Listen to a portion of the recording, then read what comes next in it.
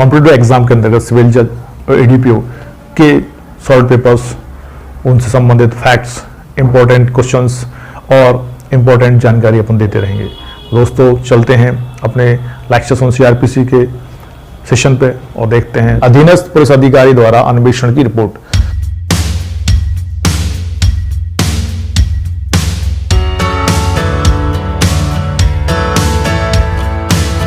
जो अधीनस्थ पुलिस अधिकारी है जिसने इन्वेस्टिगेशन किया है वो रिपोर्ट सुपुर्द करेगा।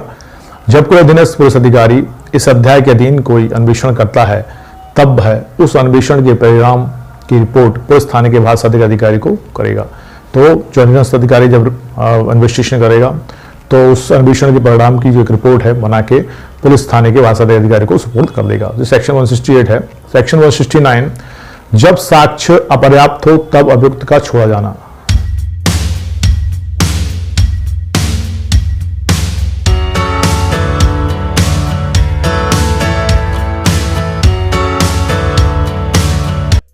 जब साक्ष्य अपर्याप्त है और साक्ष्य पर्याप्त नहीं हुई है व्यक्ति के खिलाफ जिसके विरुद्ध अभियोग था या मामला था, तो ऐसे व्यक्ति को छोड़ दिया जाएगा। तो उसको क्लास के हिसाब से अपन देखते हैं, सेक्शन के हिसाब से। नाउ यदि इस अध्याय के अधीन अन्वेषण पर पुलिस थाने के भाषाधिक अधिकारी को यह प्रतीत होता है कि ऐसा पर्याप्त साक्ष्य या संदेह का उचित आधार नहीं है जिससे अभियुक्त को मजिस्ट्रेट के पास भेजना न्यायानुमत है। मतलब ऐसा साक्षी नहीं है कि वो मजिस्ट्रेट के सामने उपस्थित कराया जाए या अभियुक्त को मजिस्ट्रेट के पास भेजा जाए, है ना। तो ऐसा अधिकारी उस दशा में जिसमें वह व्यक्ति अभिरक्षा में है ना, उसके द्वारा प्रतिभूओं सहित या रहित जैसा ऐसा अधिकारी निर्दिष्ट करे, यह बंधपत्र निष्पादित करने पर उसे छोड़ देगा कि यदि और जब अपेक्षा की जाए तो और तब वह ऐसा मजिस्ट्रेट के समक्ष हाजिर होगा जो पुलिस रिपोर्ट पर ऐसे अपराध का संज्ञान करने के लिए और अभियुक्त का विचारण करने या उसे विचारणार्थ सबूत करने के लिए सशक्त है। पुलिस अधिकारी इन्वेस्टिगेशन कर रहा था, वो बंधपत्र निष्पादित करने के बाद उसे छोड़ देगा और उससे अपेक्षा करेगा कि वो ऐसे मजिस्ट्रेट के समक्ष हाजिर हो, उपस्थित हो जिसको इस ऐसे मामले को अधिकारता है और जो ऐसे अपराधों का संज्ञान करने, विचारण करने के लिए समर्थ है। तो 169 में हमने देखा जब साक्ष्य पर्याप्त हो तब अभियुक्त का छोड़ा जाना। उसी में आगे 170 है, सेक्शन नंबर 170। सेक्शन 170 क्या कहता है? जब साक्ष्य पर्याप्त है तब मामलों का मजिस्ट्रेट के पास भेज दिया जाना।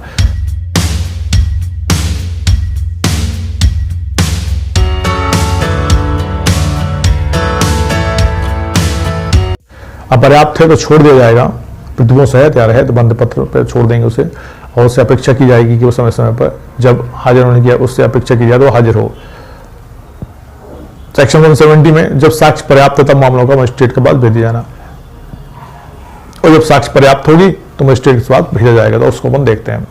क्लॉज नंबर 1, यदि इस अध्याय के अधीन अन्वेषण करने पर पुलिस थाने के भाषाधिक अधिकारी को यह प्रतीत होता है कि यथापूर्वोक्त पर्याप्त साक्ष्य या उचित आधार है तो वह अधिकारी पुलिस रिपोर्ट पर उस अपराध का संज्ञान करने के लिए और अभियुक्त का विचारण करने या उसे विचारणार्थ सुपुर्द करने के लिए सशक्त मजिस्ट्रेट के पास अभियुक्त को अभिरक्षा में भेजेगा। अथवा यदि अपराध जमानती है और अभियुक्त प्रतिभूति देने के लिए समर्थ है तो ऐसे मजिस्ट्रेट के समक्ष नियत दिन उसके हाजिर होने के लिए और ऐसे मजिस्ट्रेट के समक्ष जब तक अन्यथा निर्देश न दिया जाए तब तक दिन प्रतिदिन उसकी हाजिरी के लिए प्रतिभूति लेगा। मान लो साक्ष्य पर्याप्त है तो अब ऐसे मजिस्ट्रेट के समक्ष उसको भेज दिया जाएगा जो सक्षम है, उस मामले में उसकी अधिकारता है, ऐसे मजिस्ट्रेट के समक्ष वो भाषाधिक अधिकारी उसको भेजेगा। और मान लो वो जमानत देने के लिए तैयार है और उस मामले में जमानत ली जा सकती है, विचार सबूत करने के सशक्त है, मजिस्ट्रेट के पास भेजेगा। और यदि अपराध जमानती है, जैसा कि हम जानते हैं अपराध मान लो जमानती जिसमें जमानत ली जा सकती है पुलिस थाने में, तो वो उसकी जमानत ले लेगा। प्रतिभूति देने के लिए समर्थ है तो प्रतिभूति के हिसाब से उसकी जमानत ले लेगा और मजिस्ट्रेट के समक्ष नियत दिन, मतलब जो दिन मजिस्ट्रेट के समक्ष है नियत दिन उपस्थित होने का, हाजिर होने के लिए और मजिस्ट्रेट के समक्ष जब तक अन्यथा निर्देश न दिए जाए, मतलब अन्य कोई निर्देश नहीं दिया जाता है तब तक मजिस्ट्रेट के साथ दिन प्रतिदिन उपस्थित होने के लिए उसकी हाजिरी के लिए प्रतिभूति लेगा। प्रतिभूति लेगा मतलब वो उसकी गारंटी लेगा कि वो समय समय पर उपस्थित होता रहेगा, अपेक्षा के अनुसार उपस्थित होता रहेगा, उस मजिस्ट्रेट के समक्ष उपस्थित होगा जो इस ऐसे मामले में अधिकारता रखता है। ठीक है, तो ये क्लॉज 1 था 170 का, जिसमें पर्याप्त साक्ष्य हो तो मजिस्ट्रेट के समक्ष साक्ष्य सहित उस व्यक्ति को भाषात्मक अधिकारी ऐसे मजिस्ट्रेट के समक्ष भेजेगा जो उस मामले में सक्षम अधिकारिता रखता है, और उससे प्रतिभूति यदि मानती है तो प्रतिभूति ले लेगा और उसे प्रतिभूति पर छोड़ देगा, और समय से दिन प्रतिदिन के हिसाब से भी प्रतिभूति ले सकता है कि वो समय समय पर वहाँ उपस्थित होगा। क्लॉज 2 है, जब पुलिस थाने का भाषात्मक अधिकारी अभियुक्त के इस धारा के अधीन मजिस्ट्रेट के पास भेजता है या ऐसे मजिस्ट्रेट के समक्ष उसके हाजिर होने के लिए प्रतिभूति लेता है, तब उस मजिस्ट्रेट के पास वह ऐसा कोई आयुध या अन्य वस्तु जो उसके समक्ष पेश करना आवश्यक हो भेजेगा, और यदि कोई परिवादी है तो उससे और ऐसे अधिकारी को मामले के तथ्यों और परिस्थितियों से परिचित प्रतीत होने वाले उतने व्यक्तियों से जितने वह आवश्यक समझे मजिस्ट्रेट के समक्ष निर्दिष्ट प्रकार से हाजिर होने के लिए और यथास्थिति अभियोजन करने के लिए या अभियुक्त के विरुद्ध आरोप के विषय में साक्ष्य देने के लिए बंद पत्र निष्पादित करने की अपेक्षा करेगा। वहीं क्लास 2 में वो कह रहे हैं कि भाषात्मक अधिकारी ऐसे व्यक्ति जिसको मजिस्ट्रेट समक्ष भेजा है, प्रतिभूति ले ली है तो उपस्थित होने के लिए प्रतिभूति ले ली तो, या मजिस्ट्रेट के समक्ष उसको भेज दिया है तो साक्ष्य सहित उसको भेजेगा। दूसरा, यदि उसके ऊपर कोई आयुध थे या अपराध के लिए कोई वस्तु उपयोग की गई थी तो वो उनके समक्ष उपस्थित कराएगा, भेजेगा। इसके अलावा कोई परिवादी है जिसने परिवाद किया है तो उसको ऐसे कोई उस मामलों और तथ्यों के बारे में जानकारी रखने वाले व्यक्ति हैं तो उन सबको परिचित हैं उन व्यक्तियों से, तो आवश्यक समय तो मजिस्ट्रेट के समक्ष उन सबको निर्दिष्ट प्रकार से हाजिर होने के लिए कहेगा और भेज देगा। अभियोजन करने के लिए अभियुक्त के विरुद्ध आरोप के विषय में साक्ष्य देने के लिए बंद पत्र निष्पादित करने की अपेक्षा करेगा। तो ये सब काम वो पुलिस अधिकारी करेगा जो भाषात्मक है और उसको मजिस्ट्रेट के समक्ष भेज देगा। अब वहीं क्लॉज 3 है, यदि बंद पत्र में मुख्य न्यायिक मजिस्ट्रेट का न्यायालय उल्लिखित है तो उस न्यायालय के अंतर्गत कोई ऐसा न्यायालय भी समझा जाएगा जिससे ऐसा मजिस्ट्रेट मामले की जांच या विचारण के लिए निर्देशित करता है, परंतु यह तब जब ऐसे निर्देश की उचित सूचना उस परिवादी या उन व्यक्तियों को दे दी गई है। वहां पे इन्होंने बताया कि मजिस्ट्रेट के अंतर्गत मान लो बंद पत्र में मुख्य न्यायिक मजिस्ट्रेट लिखा है, मुख्य न्यायिक मजिस्ट्रेट मतलब चीफ जुडिशियल मजिस्ट्रेट CJM, तो उस न्यायालय के अंतर्गत वो न्यायालय भी आएंगे जिनको ऐसी अधिकारिता दी गई है, ऐसा मजिस्ट्रेट मामले की जांच विचारण के लिए निर्देशित करते हैं। वहां पे क्या करेंगे, परंतु है तब जब भी ऐसा निर्देश की उचित सूचना उस परिवादी को दी गई, मतलब उस मजिस्ट्रेट के पास यदि भेजा जा रहा है जिसको उसमें उल्लिखित भी नहीं किया गया है तो उसकी जानकारी उस परिवादी को उन व्यक्तियों को दे दी जाएगी कि उनके समक्ष उपस्थित होना है या उनके समक्ष कार्रवाई चलेगी। ठीक है। अब क्लॉज 4 है, वह अधिकारी जिसकी उपस्थिति में बंद पत्र निष्पादित किया जाता है उस बंद पत्र की एक प्रतिलिपि उन व्यक्तियों में से एक को परिदत्त करेगा जो उसे निष्पादित करता है, और तब मूल बंद पत्र को अपनी रिपोर्ट के साथ मजिस्ट्रेट के पास भेजेगा।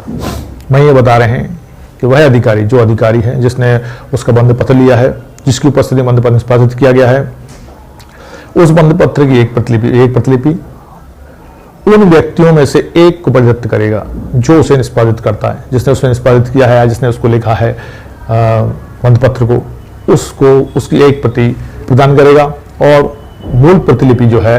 रिपोर्ट के साथ मजिस्ट्रेट के समक्ष भेज देगा। सेक्शन नंबर 171, परिवादी और साक्ष्यों से पुलिस अधिकारी के साथ जाने की अपेक्षा ना किया जाना और उनका अवरुद्ध ना किया जाना।